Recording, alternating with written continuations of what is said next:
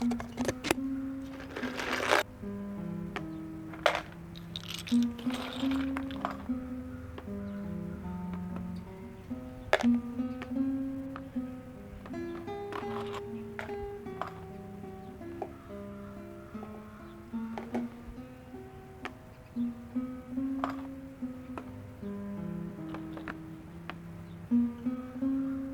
far, so good. Lovely day for chess. Yes. I already have the song picked out that I'm going to play if I'm ever able to win a game against you. Okay. So, how much time you assume this to be from now? I already know I could have done it a few days ago, but I made, mistake of my Yes. mind. I know I can do it. Let's put it this way. Sure. Okay. One of the things you wanted to discuss today was gun violence in America. What are your thoughts on that? Gun violence in America is not necessarily, in my opinion, connected to the availability of the guns. And obviously, I'm not a big friend of guns being too loosely distributed through the population. But one has to know, for example, even in those countries where gun controls are very much in place, for example, in Germany, 25–30% of German households have a weapon in their house. Another example is Israel. In Israel, guns are also very much distributed in the population. In Israel, a gun strapped to somebody's hip is a very common sight. Most are soldiers who are just acting right now, are active soldiers, and often are going back home with standard weapons. The key difference is that in Israel, owning a firearm is a privilege, not a right, and that's a privilege the government very jealously guards. Another example is Switzerland. Switzerland, I think, is the most militarized country in the world, so many people won't know it probably. But in Switzerland, each man, I think till the age of 55 or so, is required to be in the army, and they serve each year 1 month in the army, each year, till age of 55. And they have, all of them have weapons, their standard weapons at home. We do not see this kind of shootings, the frequency and the kind of also like we see very often, unfortunately, in US. Why is it here happening more than somewhere else? The map shows it all unfolding. In America, through arms, each year 30 to 50,000 people are being killed, which is, quite a lot. Parents, hug your kids, hold them tight, and never be mad at people, because it could happen in a second that they'll be gone. I think that especially one occurrence which is happening where mass shooting occurred when the shooters are getting into schools, into universities, into movie theaters, and here, like it was in Las Vegas, where he shoot from a hotel with an automatic weapon. These things are clearly a sign of some serious problems in the society. It's the first of 12 bursts Paddock fired at the festival. First of all, we have to identify that, yes, so weapons are in US available, but this is the fact also in other countries, in many other countries, and so we need to look what is behind that. Another thing, if we look at these mass events, mass killings events, we have to identify that those killers are not classic murderers. What does it mean? A murderer is usually characterized that he has a goal, he has a motivation, and then he has a goal to kill somebody, and he prepares his acts, but his intention is to stay alive after the shooting.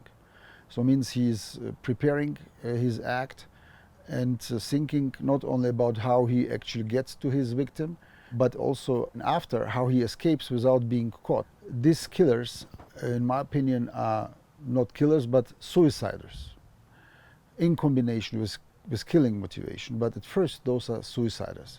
Why? Because usually these people know already that they are not going to survive this act. So they either often kill themselves, or they know at some point they will be killed by police. And so we have really to understand why these suiciders, if you want, commit these acts. Day of retribution. The day in which I will have my revenge against humanity. Suicide occurs, unfortunately, in our societies, but in many instances, when if somebody decides to end his life, which is always a sad occurrence, but if it happens, then he just takes his life. He jumps from a bridge. Or why is it that in America many suiciders are deciding to take the life of other innocent people before they are being killed or kill themselves? And here I would like to point out something what came to my eye when I just came to this country 20 years ago. And I'm talking about the insufficient socialization of people. So the people are, in my opinion, are not properly socialized here. What does it mean? I'm giving here a couple of examples. When we came to US, our children went to the first, respectively second grade. So they were 6, 7 years old, and so they came to the first, second class. And then after a year, the school, the teachers decided, which was probably obviously a program, to mix the classes again together. So kind of to take them apart and to remix them, the classes. And we were wondering very much, because children have already made some connections, friendships, and so this is the socialization, of a child. And suddenly they disrupt this and place them in completely new classes as if they go to another school. People who went through the old-fashioned schools where classes were stable for many years, 6, 5, 7 years, they know that very strong relationship occur, and this is friendship very often for life. This is one example of many. I can tell more. For example, in Germany, when I lived there and my children also began to be active in sports, there are clubs, organized clubs all over the country, and people very often stay for life there or for many, many years in the same club, so they know each other very well. They know with time the backgrounds, the families. They get connected, they celebrate together things. And this you can see all over. So it's not only school or only sport. It is also the fact that, for example, in other countries people do not move so often. So for example, in Germany, if somebody lived in Berlin, he would usually never go to another city like Hamburg, for example, just because he will get a little raise. This is just absolutely not possible. There's another statistic, by the way, that an average American has one friend, and this is usually its sister or brother. So the friendship in USA, because of these disruptions, is much more superficial, not binding. And now let's look what consequences does it have. And I'm giving here an example to understand. So imagine you're living in a small village where your family lives since generations, and obviously it's a great extended family there, and uncles and so forth, and cousins and friendships. And now you have a problem. Let's say you have some problem which makes you think that you need to end your life. As I say, I will obviously not propagate that, and there's, in my opinion, always a way, just one step away. Tomorrow can the life change again and become a new meaning. So it is always absolutely no go. In Jewish tradition, we say that God gave us the life and we are not allowed to take it away.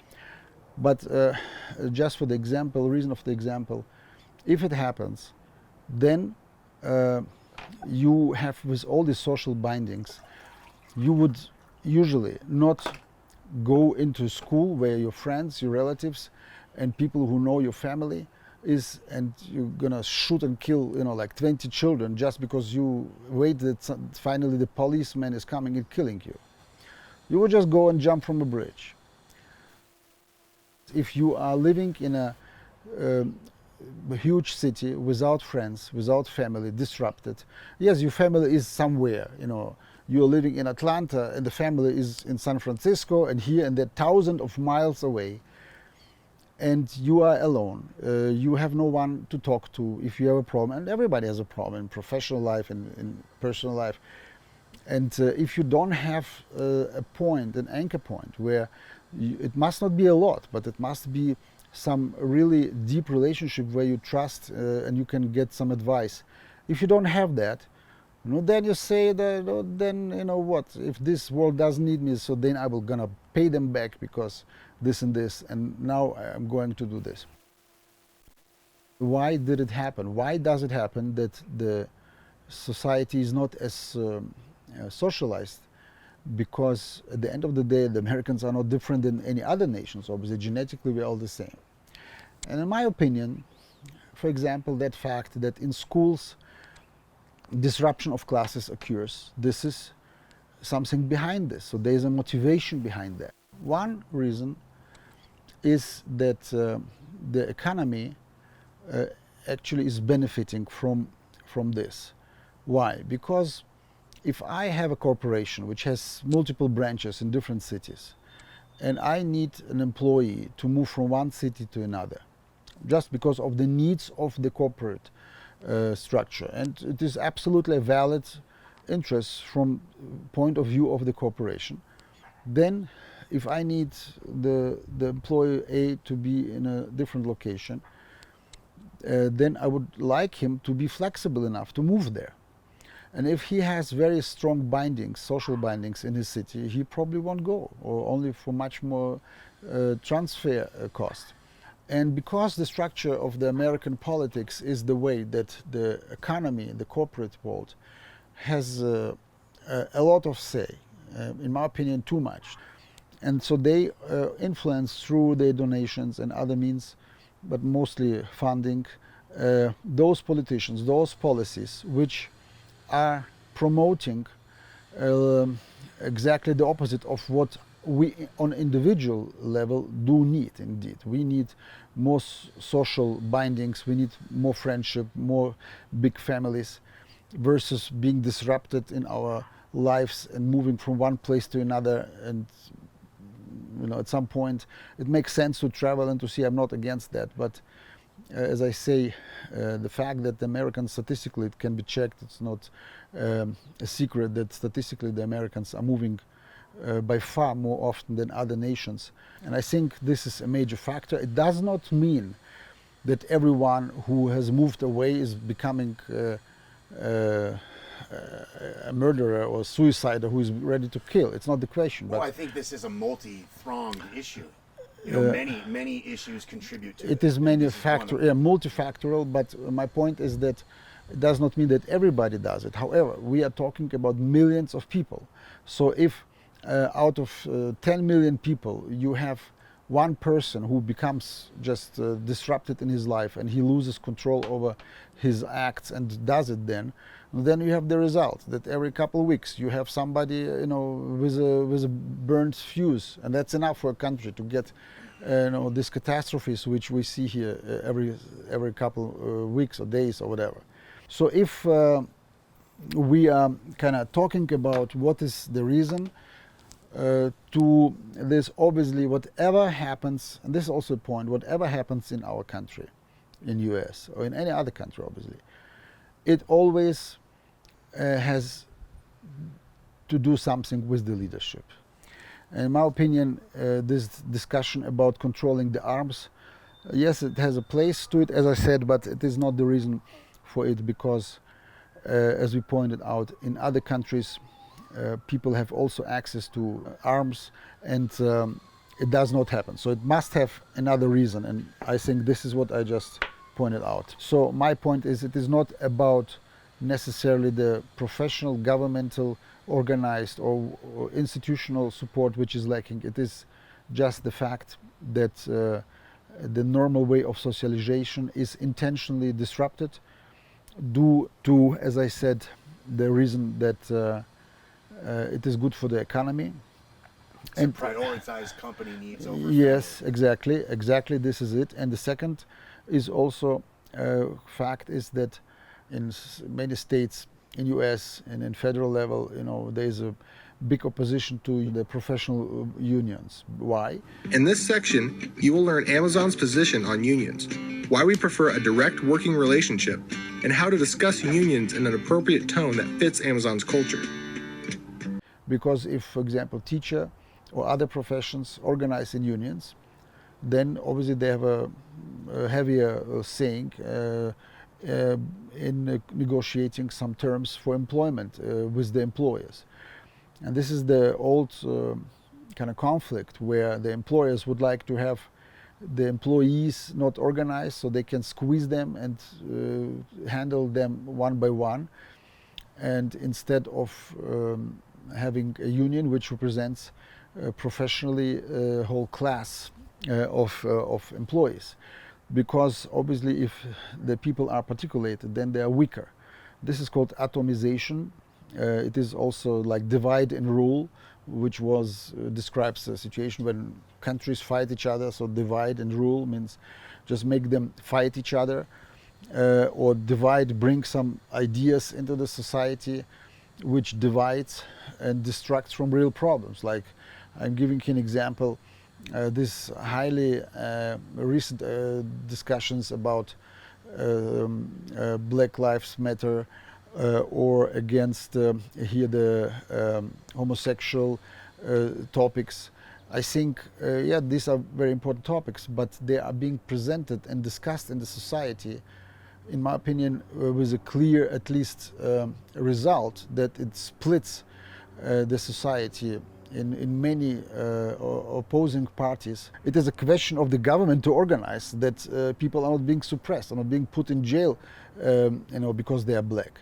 But a discussion on itself is absolutely stupid, because there's no question that Black Lives Matter. You mean the slogan is kind of limiting, is kind of creating an antagonistic? It is introduced into the discussions by very few portals, mass media portals, which are controlled basically by the government and by very few people of the society. So if I discuss, for example, highly controversial homosexualism, in my opinion, it is also nothing to discuss about. It is a personal thing which people can do in their bedrooms, and that's it. It is absolutely not important if a politician is or sportsman or a singer is homosexual or not.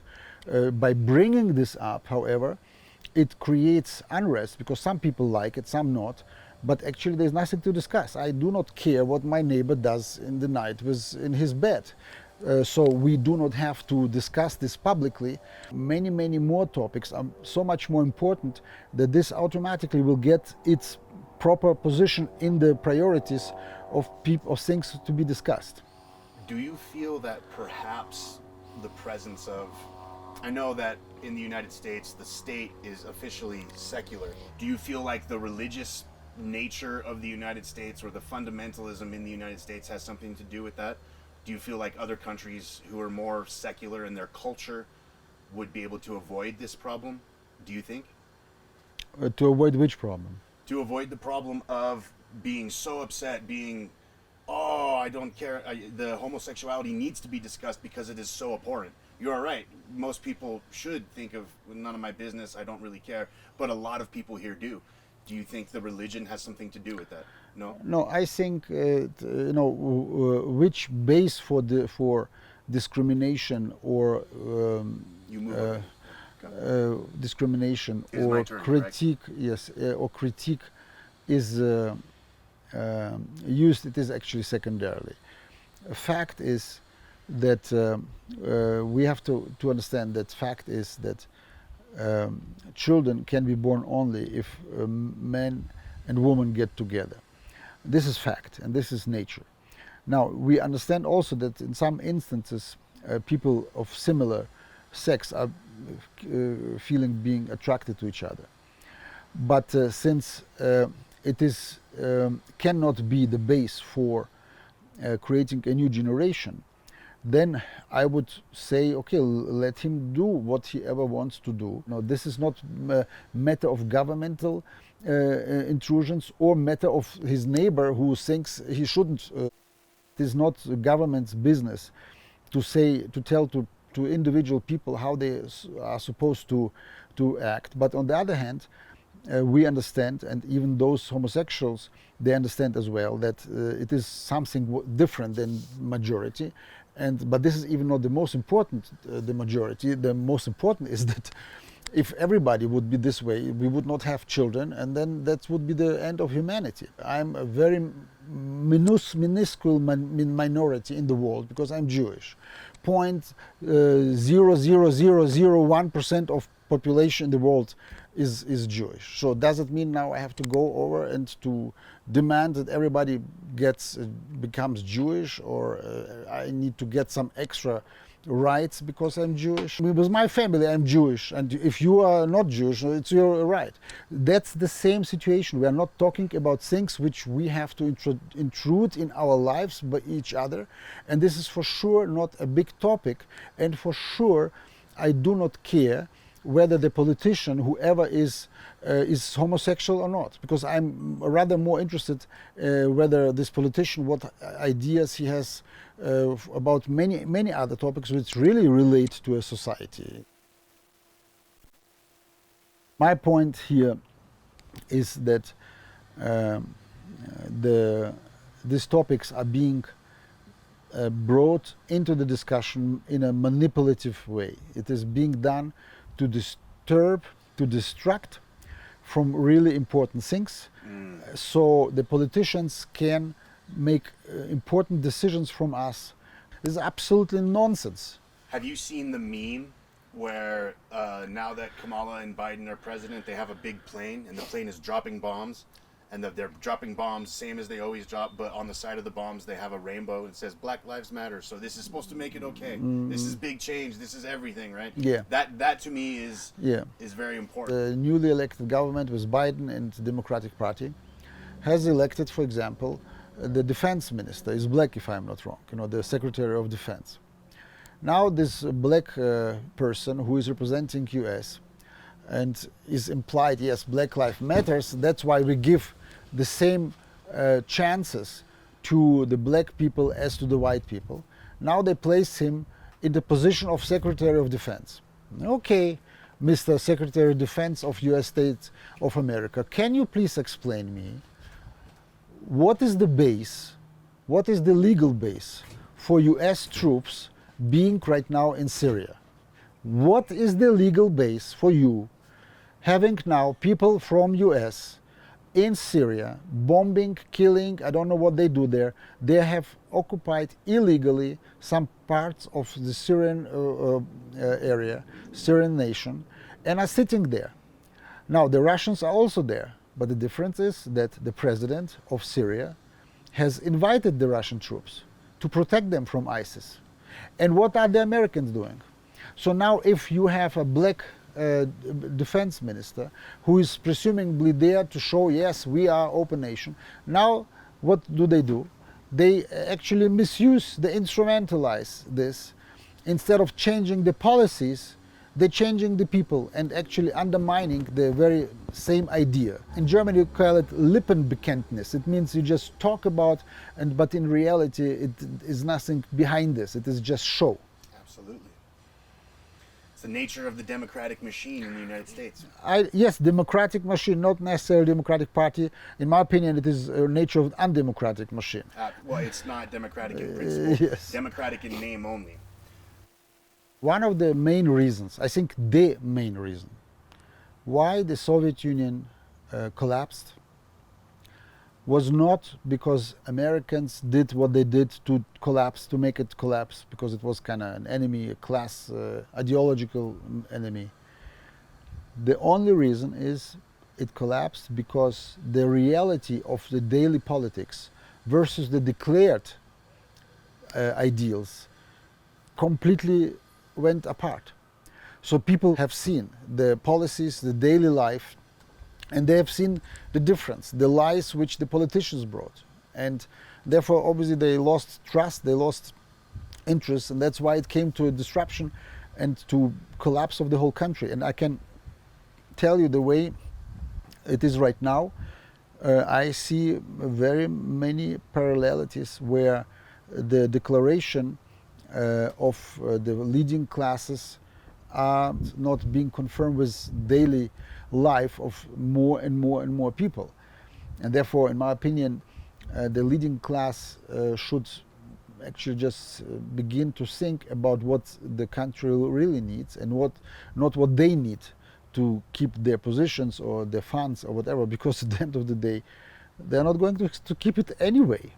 This you have to understand. You know, people, there is no history, no country now and in the past has ever survived for very long if the people felt that it is being governed unjust, or there are problems, serious problems which are not being taken care of. Not being represented.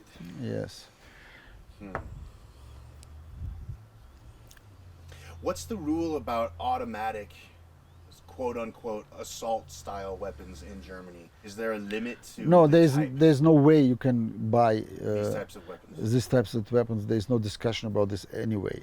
Wow. Or I know I'm not an expert in this, but for sure I can say that usually, first of all, you can acquire, for example, a hunting weapon. If you're a hunter, if you're organized in a club and you go through training, and then you have regulations where you're allowed to hunt, and then you can have a hunting weapon. If you need a weapon for your personal defense, then it is for your personal defense. It must be a small pistol or so where you can draw in case if somebody attacking you, means immediate range of you. Anything else like assault weapons means what? Means that I can harm somebody who is far away, has nothing to do with defense, because then you can just run away. It has something then to do that you want to harm, and there is no place actually in a normal society. In Germany, if you being caught with a damper, only the fact that you own it, just the fact that you own it, automatically I think it's 2 years jail, automatically, because there is no other reason to have a damper with a pistol obviously mounted on than to plan to kill somebody in concealed way, to murder somebody. Noise. Yes.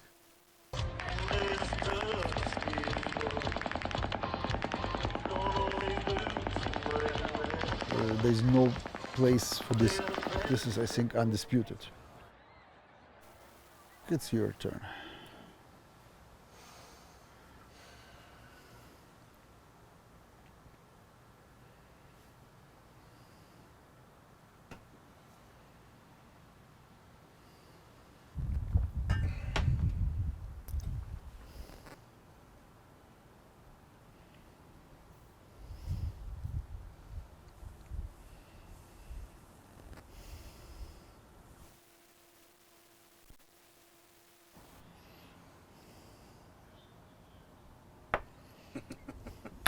Take it still.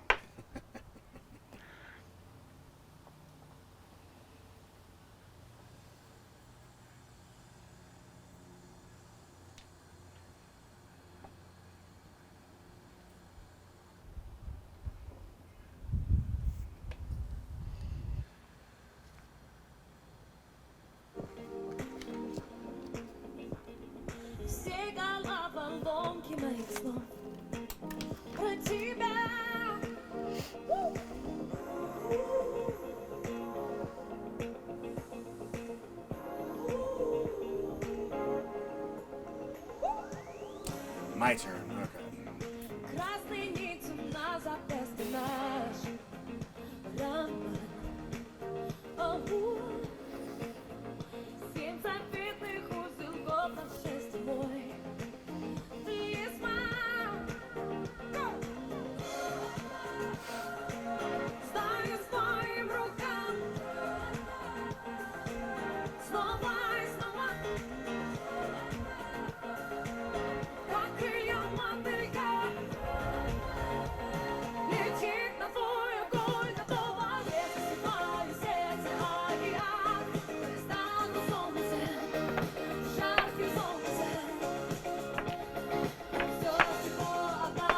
Oh shit!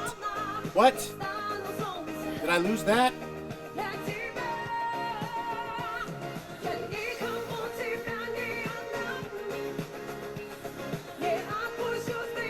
Damn it!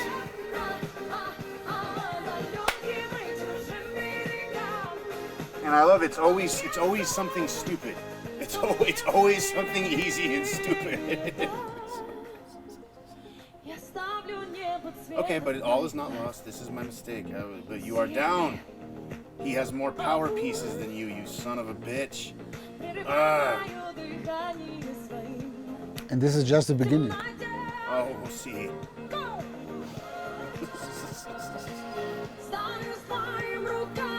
What? Fuck. Jesus. What?